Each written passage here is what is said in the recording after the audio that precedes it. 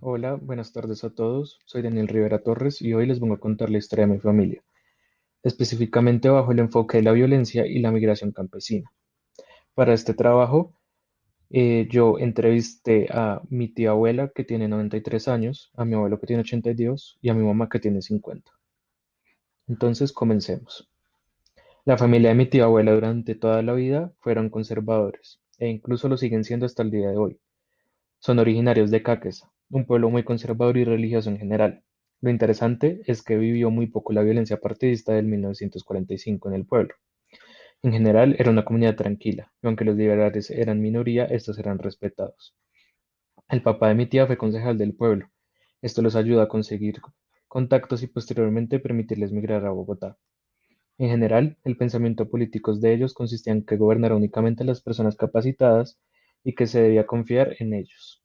Aunque no sufrieron violencia de manera directa, lo relatado se relaciona con la historia de Colombia, unas guerras partidistas entre liberales y conservadores de la década de 1940, que concluyeron con el asesinato de Gaitán y el Bogotazo.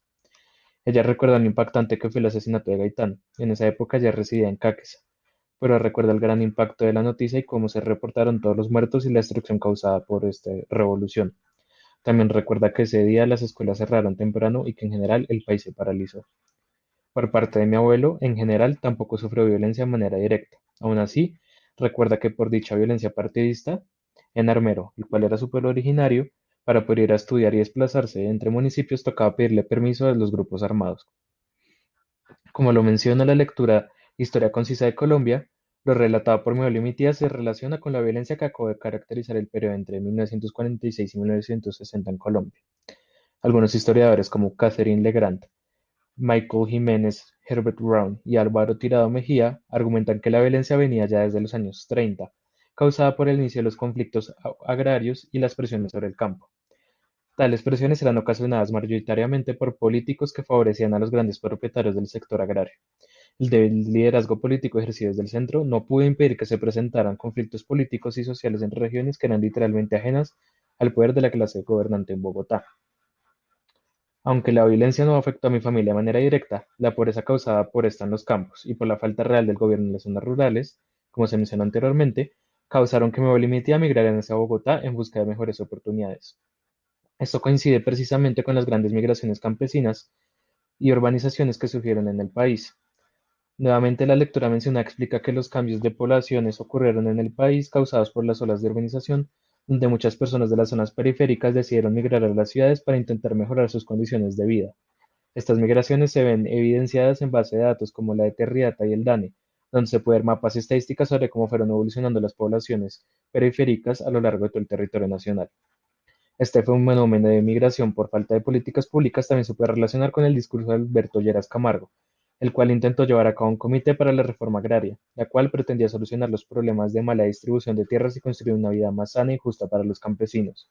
Sin embargo, pese a los intentos del gobierno por lograr una igualdad en tierras campesinas y mejorar el ámbito laboral del campesino, al final de todo, ha terminado solo en promesas falsas y vacías, mostrando cómo la violencia presentada y la mala organización entre el INCORA y el gobierno logró que la reforma agraria nunca salga a la luz.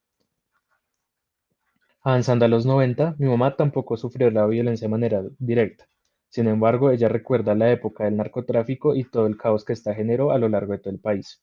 Especialmente recuerda dos sucesos. El primero fue la detonación de varias bombas cuando ella se encontraba en la universidad, la cual sonó fuerte por toda la ciudad. Y el segundo fue el asesinato de Galán, el cual presenta similitudes con el asesinato de Gaitán. A raíz de esto, ella recuerda que, al igual que con Gaitán, se generaron grandes marchas, específicamente marchas de la juventud, en la cual ella participó como reacción a este. Recuerda que gracias a estas marchas y otros usos políticos se logró generar la constituyente y cambiar y reformar la constitución. Al analizar la historia de mi familia, es claro los altos niveles de violencia que han marcado la historia del país. Y al analizar los sucesos que ocurrieron a lo largo de la historia de esta, es claro que esta sigue afectando la historia de todos hoy en día. Las fuentes primarias y secundarias permiten entender todos estos sucesos y sus relaciones, así como entender de manera clara estos procesos históricos y entender por qué estos siguen repitiéndose.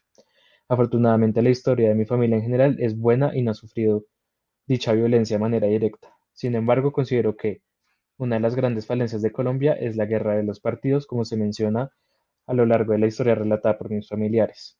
Aunque en la actualidad estas no son tan marcadas como en los años 40, la comunidad sigue estando muy políticamente dividida.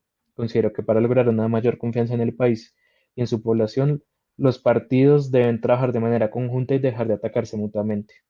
Los partidos deberían actuar teniendo en cuenta la integridad y la moral en mente con el objetivo de poder representar de manera efectiva a sus electores. Por último, los partidos en Colombia deben aprender a respetar las diferencias y de debatir de una manera verdaderamente democrática. Como dice el autor John Stuart Mill, la democracia se fortalece de los debates verdaderamente fundamentados y que mantienen el respeto en todo momento. Gracias.